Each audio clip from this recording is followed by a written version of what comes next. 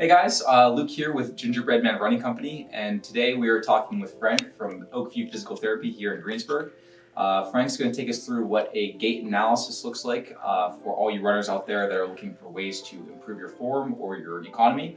He's going to show us some tips and pointers and some of the most common errors when it comes to our form. So Frank, what exactly do you offer with a gait analysis?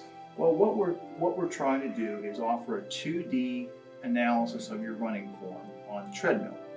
Now, the treadmill does have some weaknesses because it's not the same as you running outside. So from looking at you from the side view, we see things such as a forward trunk lean or leaning too far forward, or perhaps you're overstriding. And from behind, we're looking to see if you have overpronation, so you're going into foot flat too long before you can move out of that, causing problems, or your pelvis drops excessively on one side versus the other. Ideally, running outside would be the most correct way to assess your running, but it's practically not possible. Running on the treadmill, you tend to run at a faster pace than what you would normally do. You may have a wider base of support, so it changes how you're running. You don't have as much eccentric loading of the muscles of your legs. So it is slightly different, but it's the best way we can to analyze it. When we're looking from the side view, we're looking as to how far forward someone leans, and there are some standard numbers from the research. We're also looking as to how long your stride is. And when we say that, we look at relationship to where your heel touches the ground, or the part of your foot that hits the ground, in relationship to your shin and that angle. And there are some normal values for that we try to look at. When we see someone from behind, we're looking at how much does their foot pronate and supinate, so rolling their foot inward or rolling outward as their foot touches the ground, but also what does their pelvis do and their trunk. Your pelvis does drop slightly from side to side, but someone that drops excessively may indicate pain on that side, or it may be something we see in training. And as we go through your history, we'll get an idea of when does the problem occur. Is it maybe in the first mile of your training? Is it at mile 3, mile 5? Does it depend on how intense you're running, whether you're doing speed work versus you're doing a long, slow run?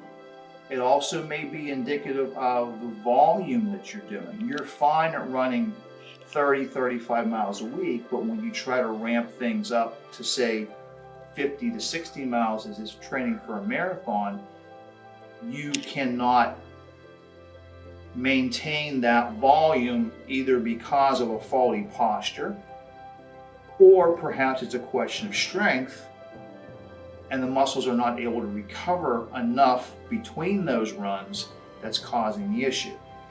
The other thing that we may look at, and this is where Luke comes in from the Run Store, if we don't find any major faults from the video analysis, it could be a change in footwear that may help with that overpronation or that pelvic drop, or it could be going through his form running classes that may address things like the forward lean, or increasing the cadence of your run, because the higher the cadence, the less, as we would put it, ground reaction force, or that impact you have on the ground when your foot comes down. So those would be things that we're trying to look at through the video analysis, as well as from Luke's perspective with the proper fitting of the shoes, as well as the form in which you're having with that. If we find faults, we can certainly do physical therapy to try to address those issues through, perhaps maybe it's a question of flexibility and strength, or it may be all strength but we have to find out as well, what are we doing training-wise that may be causing the problem?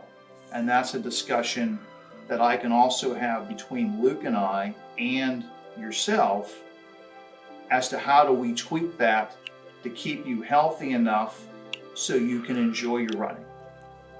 And whatever level that may be, whether it's 20 miles a week for fitness or it's wanting to run the Las Vegas Marathon.